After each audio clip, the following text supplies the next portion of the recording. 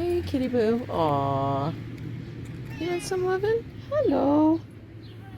Oh my goodness. Aw. Aren't you cute? I don't want to pet you though, because my Bobby may not like it. Aw.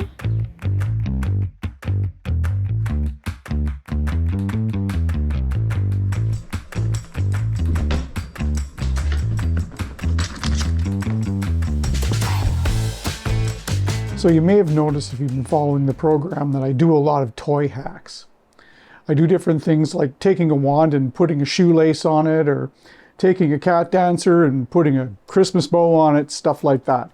There's all kinds of different things you can try and you can do, like for instance the pinata that I created out of a simple toy with just an elastic and a pillow. And in the upcoming episode, John will tell you how to take those toys and make them act like prey.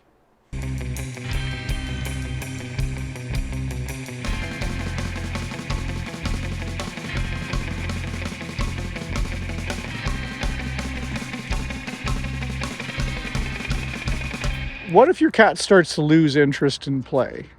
What could that be indicative of? Getting bored with how you're playing. Right. So, change how you're playing with a particular toy. Change the particular toy. Yeah. New cat toys. Yeah. Or change the way you're doing it. So if you're using a cat dancer and it's a lot of in the air stuff, try it on the ground. Try going around, move it differently. Yeah. Mentally just think of it as it's going to be a different prey. It's going to be a cricket instead of a mouse this time or whatever. Always think about what they might be eating and how those beings act. So a cricket, a grasshopper, you might do this, or a butterfly might be this. A mouse would be, around the walls. So it's, and you can always go on the internet and find out, okay, how does this being move? Right. So just have all these movements in your head and then just sort of mix them around. And you can mix them up a bit too.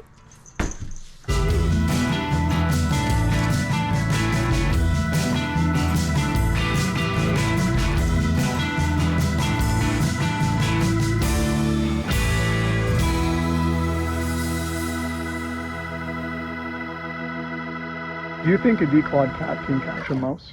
Yes. Yeah, they can give it a good whack, or they can actually corner it and just grab it with their teeth. They will, it's like anything else, they will get creative and look for a different way of doing things. Yeah, which is what I see when I'm playing with him. Is that he'll grab stuff with both paws and then bite it. Yeah, you want to encourage them when you play to try new things, and when they try new things, if he's trying, okay, let's just say there's a curtain there, or a chair with a curtain around it, a hem, and he usually goes around the chair to grab the prey when you're playing. But if he goes under the chair, make sure he gets it, because then he's learned that going under the chair, taking a shortcut, is a great hunting technique, a strategy that he's not tried before, and you want to reinforce that.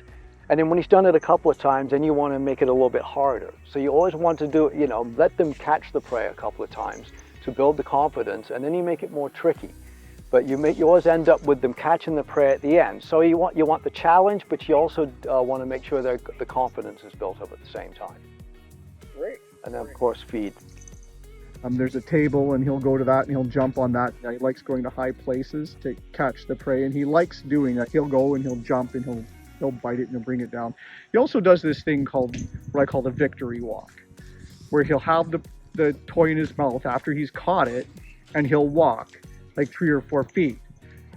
What does that mean? It's probably similar to the field goal strut. Right. Or the goal strut, it's right? His celebration. It's like a celebration. I was successful, and why shouldn't he be proud of that? It's a marker, right? He's made his mark doing that, and he's been successful. We should all be proud of our successes. I don't mean start bragging about it endlessly, but and they don't. They just, after that, it's forgotten about. Well, put in the back of their mind. It's not forgotten about. Yeah. But no, it sounds like he's in touch with his innate hunting sequence. He's right there with it. And it doesn't matter if he's got claws or not when they're playing. The claws will come into play more when they're actually dealing with live prey, because they can't defend themselves as much. Because even a mouse can do some damage because of the teeth. But when you're playing, a declawed cat will often think, provided they don't have any physical or mental problems from being declawed, will approach it the same way as a cat with their claws intact.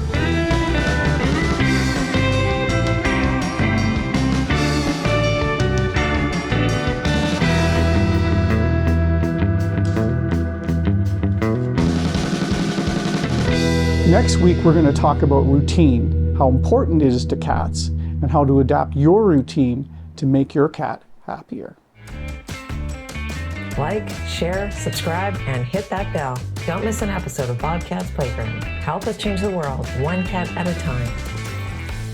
Somebody wants to play. That's obvious. Yeah. Somebody wants to play. Maybe I should get the ball.